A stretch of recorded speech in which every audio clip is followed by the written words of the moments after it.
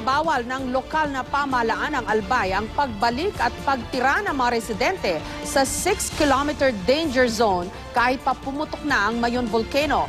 Ayon sa PHIVOLCS o ang Philippine Institute of Volcanology and Seismology, hindi raw kasi ganun kadaling tantsahin ang aktibidad ng bulkan. Live mula sa Legazpi City sa Albay, may report si Cedric Castillo.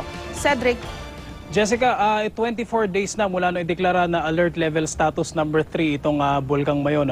At kung ikukumpara natin doon sa taong 2009 na eruption ito, 24 days din mula nung alert level 3 at iakyat ito sa alert level 4. Although sinabi ng PHIVOLCS ay wala namang pattern daw talaga na masiset itong inaasahan na pag-erupt ng Mayon Volcano. Gayunman ay patuloy pa rin na nagtitiis ang ilang mga kababayan natin hanggang sa ngayon sa evacuation centers. Ang blood moon o total lunar eclipse ngayong gabi, wala raw triggering effect sa inaasahang pagputok ng Bulkang Mayon. Ayon sa PHIVOLCS, tanging ang pag-angat lang ng magma dahil sa gravitational pull ang posibleng epekto nito. Pero kung siya yung magiging source ng pagsabog, hindi. Masyado siyang mahina yung force. Pero ang ilang residente ayaw magpakakampante. Andito kami sa mga kubo-kubo namin para ligtas kami kung ano man mangyari. Pero nasa evacuation center man, tila hindi pa rin tinatantanan ng problema ang ilang residente. Ang pansamantala kasi nilang tirahan, binulabog pa ng sunog. Kwento ni Aling Cristina, katanghali ang tapat ng sumiklab ang sunog matapos madikit sa apoy ang dahong nagsisilbing dingding ng pansamantala nilang bahay. Kasi marami naman nag-ano ng tubig. Kasi kung hindi, siguro, baka yung dito, maraming bahay na damay. Isa lang ang pamilya ni Aling Cristina sa daan-daang evacuees mula sa 6-kilometer permanent danger zone na mag-iisang buwan ang nagtitiis sa mga evacuation center. Makakapaghintay ba kayo ng gano'n, ma'am? Para sa akin, sir, hindi na. Hirap dito.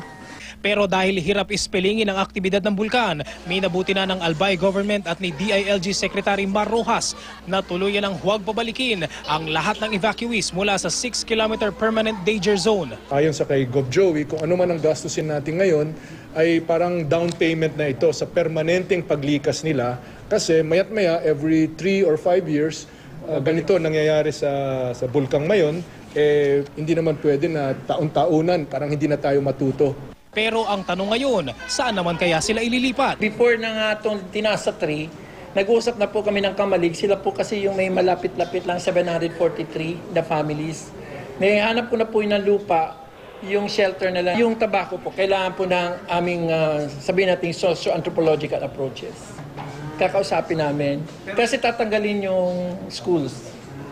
Saka siguro we will no longer maintain the roads. Maliban sa paglilipatan, problema rin sa ngayon ang sanitasyon at maayos na palikuran sa mga evacuation center. Ang problema lang yung medyo may mga barado, yung sa drainage. We have committed 100 toilets na gagawin ng DOH. Initial lang yan. And then, nadagdagan pa as the need arise. Nakabigay na rin kami sa provincial government ng 4 million na cash for mga drugs and medicines naman. And then, 1.6 million worth of medicines and supplies.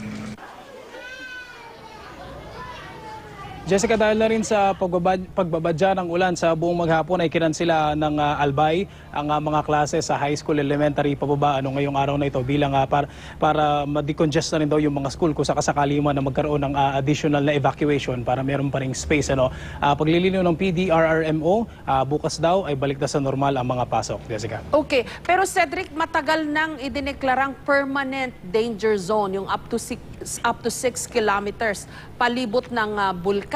Pero ngayon pa lang nila uling sasabing ipagbabawal. Parang, hindi ba parang matagal na yun dapat ginawa?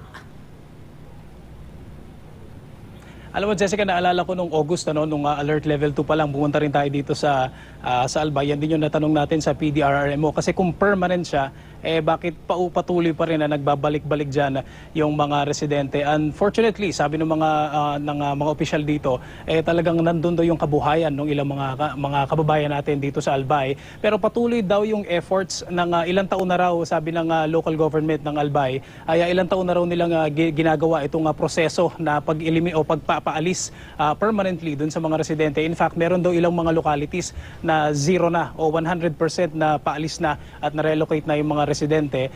Kanina, tinanong natin yung local government, ano ba yung magiging mas magastos? Kasi sa pagkakaalam natin, hundreds of millions of pesos ang nagagastos dyan every time magkakaroon ng eruption ang Mayon. Ano ba magiging magastos? Yung gagastos ka every time mag-eruption o isang effort lang, isang bagsakan lang na i-relocate mong lahat yan?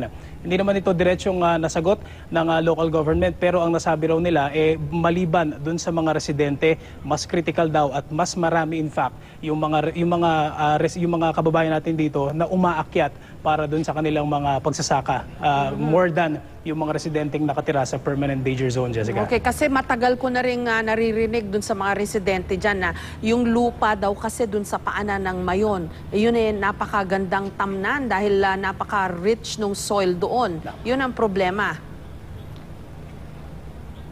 Oo, tama Jessica. In fact, kung hindi ako nagkakamali, nabanggit sa atin ng local government, yung karamihan ng casualties nila, at least dun sa mga nakalipas na mga dekada, mas marami yung mga naitala dahil dun sa mga farmers more than yung mga residents. Dahan-dahan din naman daw gumagawa ng measures yung local government. Isa dyan, itong ngayong kasalukuyang alert status na ito ay pinag-aaralan na kung tatanggalin yung supply ng kuryente at supply ng tubig doon sa mga areas sa permanent danger zone para mapilitan ng hindi bumalik yung mga kababayan natin doon, Jessica. Maraming salamat sa iyo, Cedric Castillo.